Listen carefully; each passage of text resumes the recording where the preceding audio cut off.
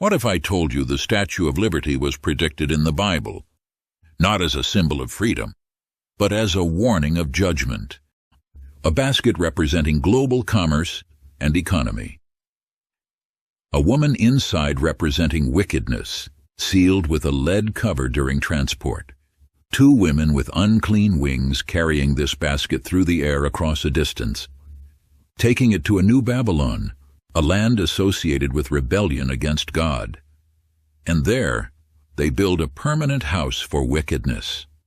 For 2,400 years, scholars read this and couldn't make complete sense of it. They tried to fit it to ancient Babylon, to the return from exile, to symbolic spiritual meanings. But none of those interpretations matched all the details. Because Zechariah wasn't seeing his own time, he was seeing ours.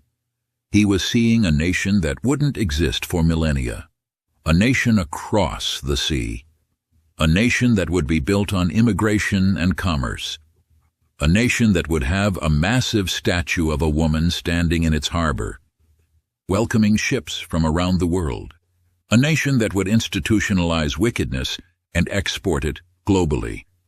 He was seeing America, and he was seeing the symbol that would represent it, the Statue of Liberty. Let me show you why this connection is impossible to ignore. Let's go through Zechariah's vision detail by detail, and I want you to compare each element to what's actually standing in New York Harbor. First, the woman.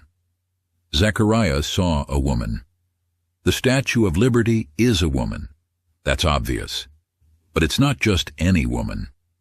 The official name of the statue is Liberty Enlightening the World. Liberty is the English translation of the Roman goddess Libertas, a pagan deity, the goddess of freedom in Roman mythology. So from the very beginning, this statue represents a pagan goddess, not a biblical symbol, not a Christian image, a false god from Roman paganism. That matches Zechariah's vision perfectly. An unclean image, associated with rebellion, associated with human ideas of freedom apart from God's law. But there's more. Second, the wings. Zechariah saw two women with wings like storks. Now, obviously, the Statue of Liberty doesn't have literal wings attached to it today. But here's what most people don't know. The original design concepts by Frédéric Auguste Bartholdi included wings. Early sketches show a winged figure. The idea was that Liberty would have wings to represent her enlightening influence spreading across the world. Those wings were removed from the final design for structural and practical reasons, but the concept was there. The symbolism of flight, of carrying something across distances, of elevation above the earth. And even without physical wings, the statue stands on a massive pedestal, elevated, rising above the harbor, between earth and sky, just like Zechariah described. The basket being lifted between earth and heaven. Third, the crown. Look at the crown on the Statue of Liberty. 7 spikes, radiating outward like sunbeams. Officially, those 7 spikes represent the 7 continents and 7 seas. Global reach, worldwide influence, universal enlightenment. The statue isn't just for America, it's liberty enlightening the world. Global ambition, global impact. That matches what the angel told Zechariah. The basket represents their resemblance throughout the earth. Worldwide scope, not limited to one nation. America's influence through culture, military power, and economic dominance has shaped every continent. Zechariah was in Jerusalem when he saw this vision. The basket was being carried somewhere. The women were transporting it. Ancient Babylon was east of Jerusalem, overland, not across the sea, but Zechariah sees the basket being carried through the air, elevated, moving across distance. From Jerusalem, if you travel west, you cross the Mediterranean Sea. then the Atlantic Ocean, and you arrive at the eastern coast of North America, New York Harbor. There is only one global superpower across the sea from Jerusalem to the west. Only one nation that fits every other characteristic of end times Babylon. America. And standing in that nation's most famous harbor is a 305-foot statue of a woman. Was a woman representing wickedness, and she was sealed with a lead cover during transport. The Declaration of Independence mentions the Creator. Early Americans attended church. Moral standards from Christianity shaped law and culture. The wickedness was there. Slavery existed. Greed existed. Pride existed, but it was covered, contained, not openly celebrated. The immigrants coming to America in the 1800s and early 1900s were told this was a Christian nation, a land of opportunity, a place of freedom and morality. They didn't see the wickedness fully. It was sealed under a lead cover. But Zechariah saw something else. He saw that eventually the basket would arrive at its destination. The house would be built, and the lead cover would be removed. The wickedness would be revealed, openly, proudly, institutionalized into the very foundation of the nation. The Tower of Babel was humanity's attempt to reach heaven through their own effort, to make a name for themselves, to unify under human leadership instead of submitting to God. God confused their languages and scattered them. But the spirit of Babel never died. It just moved to Babylon, to Rome, and now to America. America was founded on Enlightenment principles, human reason, individual liberty, self-determination. These sound good, but at their core, they're about mankind being the measure of all things, not God's law, human rights, not divine authority, popular sovereignty, not biblical morality, personal freedom. That's the spirit of Shinar. That's the spirit of Babel. That's rebellion dressed up as liberty. And the Statue of Liberty embodies that perfectly. She holds a torch representing enlightenment, human knowledge, human progress, human wisdom. She holds a tablet with the date July 4th, 1776, the day America declared independence, not just from Britain, but independence as a philosophy, self-governance, self-rule. She represents everything the Tower of Babel represented, humanity building its own path to greatness without God. That's why the angel told Zechariah the basket was going to the land of Shinar, not because it's going to geographic Babylon in Iraq, but because it's going to the new Babylon, the nation that embodies the spirit of rebellion. The final expression of human pride before God's judgment falls. Zechariah saw it all. The woman, the symbolism, the location, the commerce, the wickedness, the rebellion.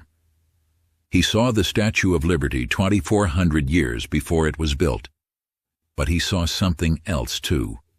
He saw why it was being taken there, to build a house.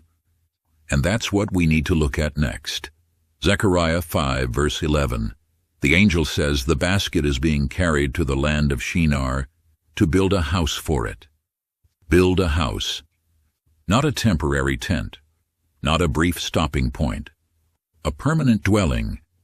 A foundation. A structure that's meant to last.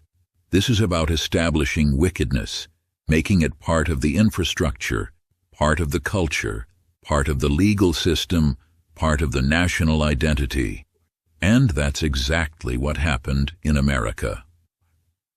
The wickedness didn't appear all at once. It was built, gradually, decade by decade, brick by brick, until the house was complete.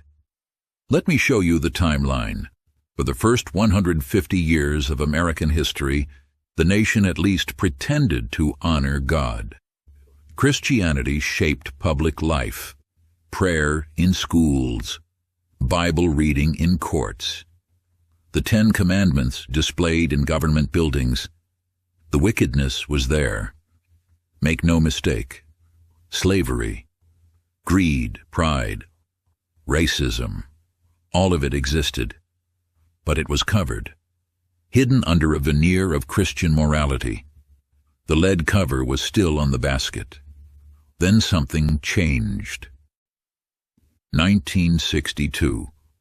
The Supreme Court ruled that prayer in public schools was unconstitutional. For the first time in American history, God was officially removed from public education. That was the first brick in the house, the first open rejection of God's authority in the public square. 1963. Bible reading in schools banned. Another brick. 1973.